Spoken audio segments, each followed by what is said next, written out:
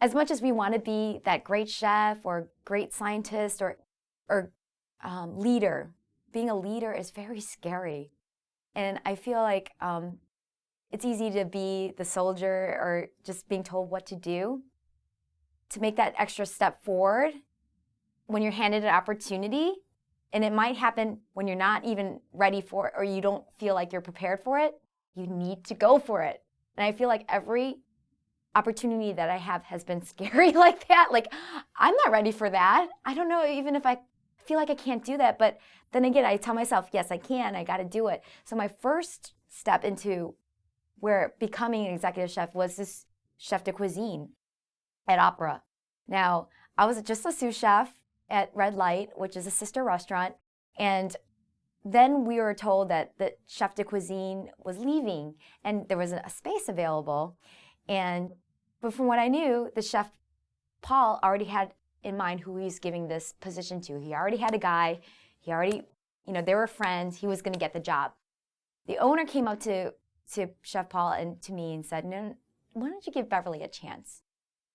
And I was like, oh my gosh, we need a tasting in 3 days. I want food costs for every single item that you're doing. And I need an appetizer course, an amuse, which is like a very, very small, which means to pleasure your palate. I need a fish, I need a meat, I need a dessert. And it was like, oh my gosh, I need to come up with all of this in like 3 days and also cost it out. And it was really exciting and scary at the same time. And I just went ahead and did it. It was very, very fearful for me. It was putting yourself out there because then because I'm like, oh my gosh, what if I totally fail? What if they don't like my food? What if I make a complete fool out of myself? And that's what I'm afraid of. I'm afraid of rejection. I'm afraid of failure. I'm afraid of people laughing at me or what people think of me. And I think those are the fears that a lot of people have that keep them away from stepping up and taking an opportunity. And I just said, I'm going to just do it. And I stayed up like 3 nights, worked on it, stayed up all night, tweaked it. And finally, I did the tasting. And they were like, oh my gosh, even the chef de cuisine who was leaving was inspired. And he said, I don't know what I was doing it up. I didn't know what I was doing these past 2 years. You just inspired me to come up, to be more creative. And so that was one opportunity that was just so scary that turned out into something awesome because I overcame my fears and just did it. So what did I make? And this was 4 years ago. Okay, so food trends have changed. But what I did make, I took in a martini glass. I did a watermelon kimchi salad, and I called it a watermelon trio because I had 3 applications of watermelon in the same dish. I went to the farmer's market. I got a yellow watermelon, turned into a watermelon gazpacho sorbet.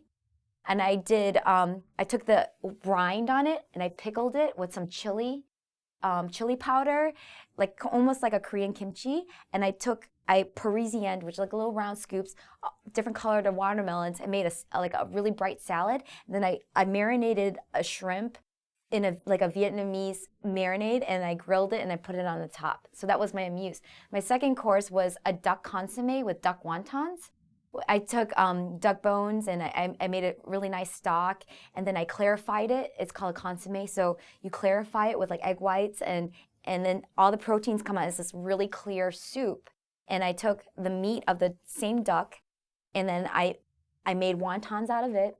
And then I garnished it with, I plucked the little tails off the mung bean sprouts, put that in there, shaved shaved red onion, put some crispy garlic on top, lime juice, and then a little sesame oil, and that was my duck wonton consomme soup. Then I did pan-seared Australian barramundi, which is a really nice fish. And then I did a ponzu, which is like a citrus soy butter sauce. And then I did like a sushi rice risotto cake with it, and I garnished it with like a grapefruit bell pepper salad. And then my last savory course was a take on my mom's short ribs, Korean short ribs, which was braised with red dates and chestnuts and some Asian pear and soy and sake, and braised it And I served it with Yukon Gold potato puree and grilled king oyster, and I did some like sauteed Chinese broccoli on there, and I did this. Yeah, I think that's pretty much my dish with a little bit of crispy garlic, and then I finished off with a warm oozy chocolate cake, the kind that like oozes that lava cake, and I did a 5-spice banana ice cream with it, and like a banana tuile.